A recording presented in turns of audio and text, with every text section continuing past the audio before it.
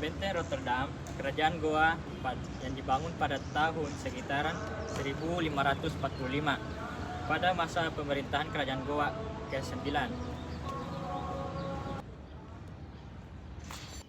Pembangunan awal benteng ini pertama kali dibangun pada tahun 1545 oleh Raja Goa yang ke-9, yaitu Dain Matanre Karain Tumaparsik Kalona.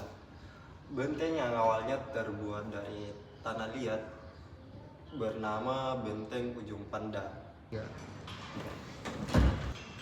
Pengambil ahlian Benteng Rotterdam diambil ahli oleh Belanda pada tahun 1667. Benteng ini diambil ahli oleh VOC Belanda melalui perjanjian bunganya dan perubahan nama setelah diambil alih VOC mengganti namanya menjadi Fort Rotterdam, yaitu Benteng Rotterdam.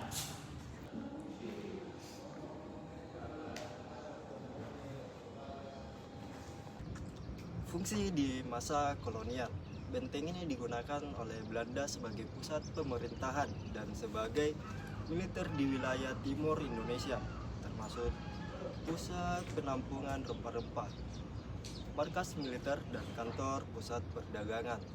Benteng ini juga sempat menjadi tempat penampungan Pangeran Diponegoro sejak 1833 hingga akhir hayatnya pada tahun 1855. Peran di masa pendudukan Jepang. Pada masa pendudukan Jepang, tempat ini sempat menjadi pusat penelitian tentara Jepang dan menjadi pusat distribusi wisata. Benteng ini dipugar pada tahun 1970-an dan kini beralih fungsi menjadi pusat kebudayaan, pendidikan, museum, serta objek wisata bersejarah yang ramai dikunjungi.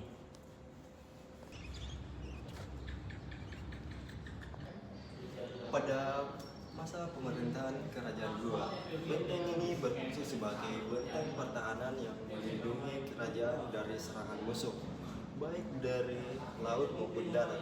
Namun setelah dikuasai oleh Belanda, fungsinya berubah menjadi pusat pemerintahan, perdagangan, dan militer force di kawasan Indonesia Timur.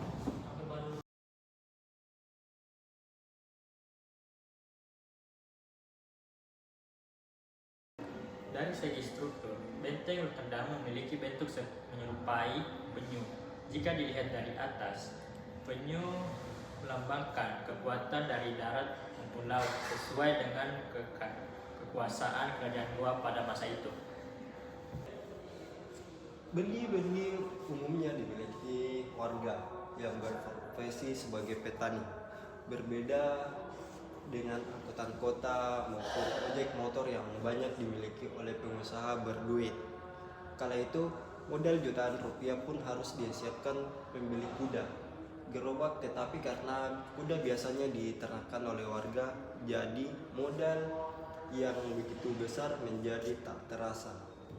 Benih dapat juga menjadi daya tarik bagi warga yang merantau, atau bahasa Bugisnya sompe atau bahasa daerah, ke berbagai kota. Ketika mudik, mereka biasanya menyempatkan diri untuk menggunakan bendi ini yang dikendarai oleh manusia menggunakan kuda. Kini jumlah bendi yang beroperasi saat ini semakin kurang.